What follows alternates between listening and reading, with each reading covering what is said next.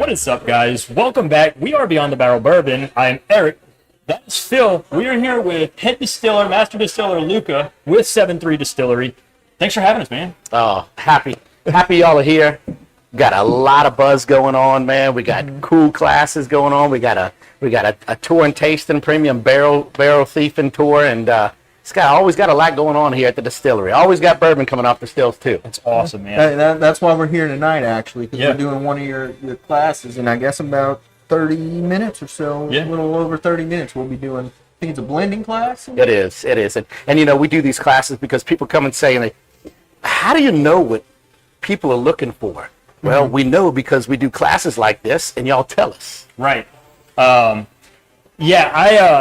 We met Adam a long time ago. I say a long time ago, probably about 6 or so months ago, and he invited us to come to the Distillery. We got to take the tour with him, and man, y'all do some really cool stuff here. Like we got to try the honey barrel, stuff like that. Different, we love the New Orleans Bourbon Fest pick. That Irish channel. Dude, that Irish channel. Like that barrel strength Irish channel, that's my favorite. It's a hit. I think it's got Middleton, right? That's Middleton. 10-year Middleton. Can't go wrong. It's a hit. Actually, that just won gold in San Francisco, which we're stoked about. But a lot of the tours, a lot of the classes, and a lot of the finishes that we do are a lot of Adam's ideas. He knows what the market's looking for. My head's kind of in this distillery, trying to make sure we got, with our team here, which, by the way, we have an amazing team between the ambassadors that are entertaining guests coming 5 blocks out the quarter, looking for things to do while they're down here. We're the only ones making bourbon pretty much down here in downtown New Orleans. And the story of bourbon ends here in New Orleans. Started back in the 1700s. So that's a cool story to tell. But, Adam's got great ideas because he knows what the market's looking for. He's in the market every day. And quite frankly, that's kind of where y'all met up with. Yeah, you also have the legend. I am very grateful to say that Nancy Fraley is a team member of mine. I travel the world with her. Or as far as a profile, I know y'all have a special mash bill here, which that's one of the things we love about 7-3. Y'all have a really good mash bill.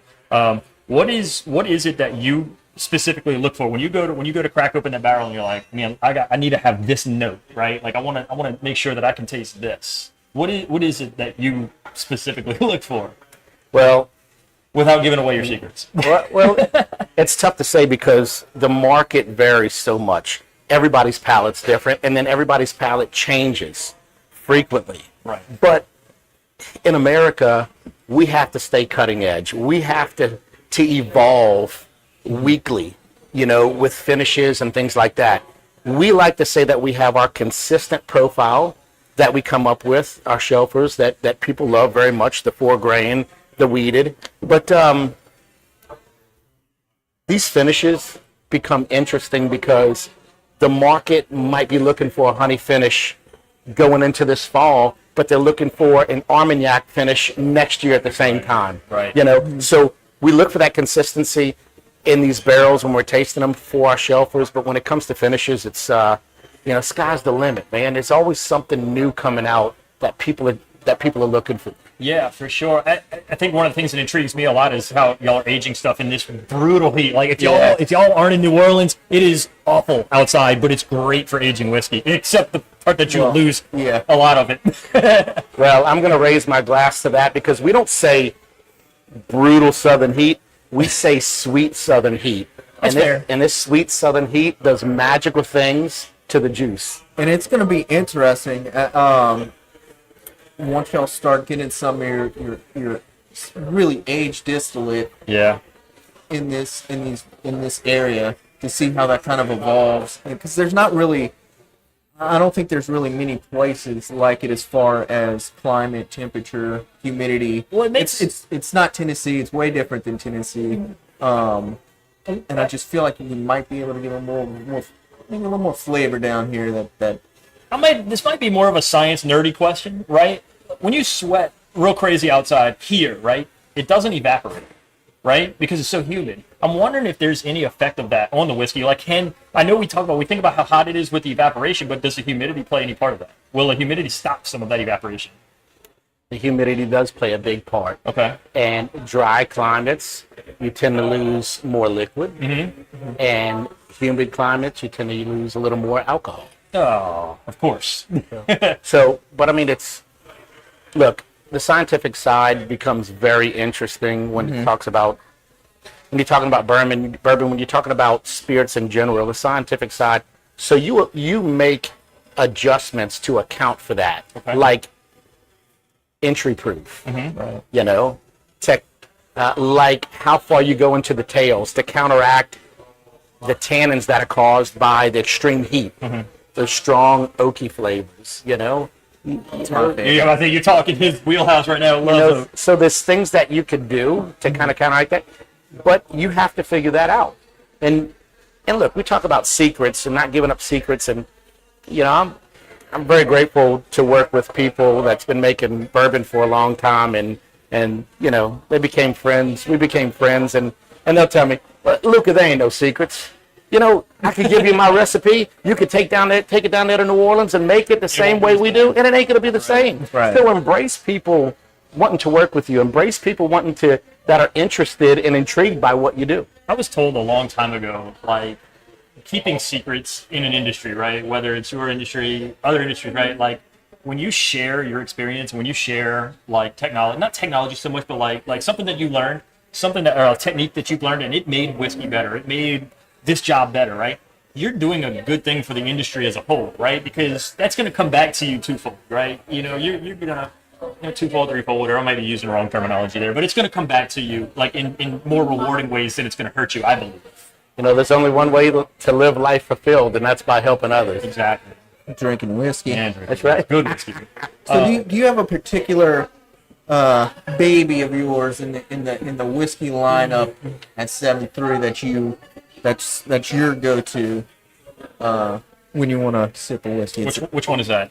Weeder, white label. Okay. You know, we make it start to finish here. We age it below sea level. It's special in our own way. I run every other week down to Port Allen to pick up 12,000 pounds of corn and wheat, Louisiana corn and wheat, to put into this bourbon. So it's special in our own way.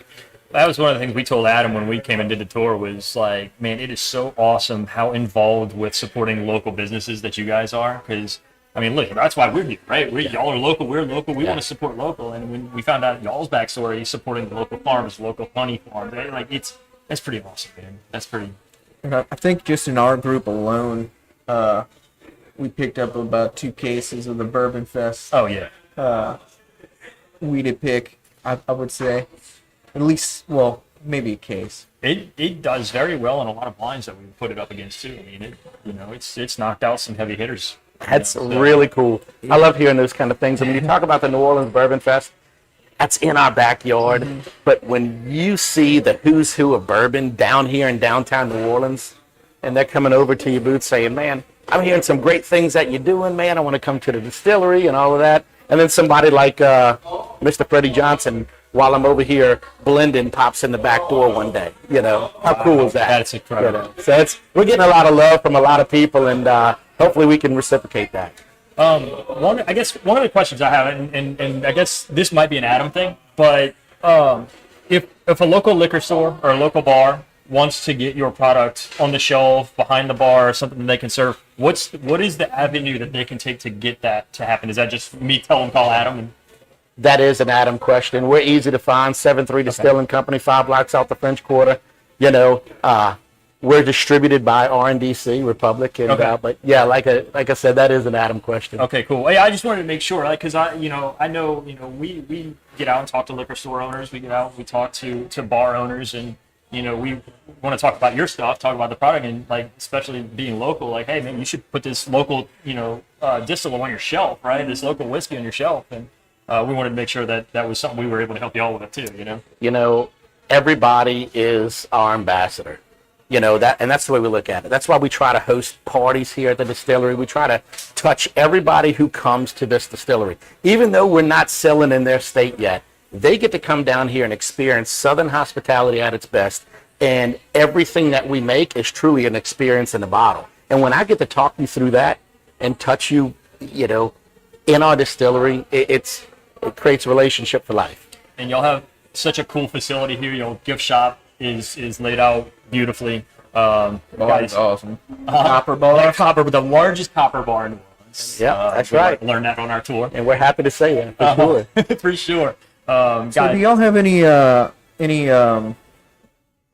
from, that you're allowed to tell us, any bottles coming up that we can look forward to that maybe haven't hit shelves yet or reached the stores yet that are in the works? Well, we got some really cool finishes coming out. Okay. We just hit the shelves last week with our Barrel Reserve rum. oh, it's gonna be good. It's amazing in an old fashioned. It's an amazing sipper. We what the heck? There's no better place than now to talk about the whiskey tree. You know, the whiskey tree is something that we're coming out with. It's got a really cool story. We've been telling this story for years in the swamp, and come to the distillery and I'll share the full story with you. But I mean, our bottles are really cool. But it's a weeded bourbon, and we hope one day to go nationwide with it. Dude, that's gonna be awesome. Yeah. Y'all definitely have a killer weeder profile for sure. Right, I don't want to get us too close. Yeah, we don't want to jam up against the clock because they do have an event here. We are attending, and we're pretty excited about it. But thank you so much, Luka, for having us. We truly appreciate it. Listen, we're going to do it off camera, but before we set all of this up, we want to see if you'll sign our barrel for us. Oh, I'd love to. We won't do it on camera because it's kind of wobbly up there. I'd love to. But we want to have you and Adam both sign our barrel. Hand me that. Okay, we were just handed something off camera by the one and only Adam Fayard. This is the actual whiskey tree. Oh, look at that. Wow. Yeah, this is the actual whiskey tree. That's It cool. has the story of the tree on it. QR code. Yep, we have the coordinates of the tree. This is the tree in the Honey Island Swamp in extreme southeast southern Louisiana. And can't wait to get it out there and let people taste it. That's But gonna be awesome. we're hoping to get this out late September, early October. Okay. If everything works out great. Nice. September.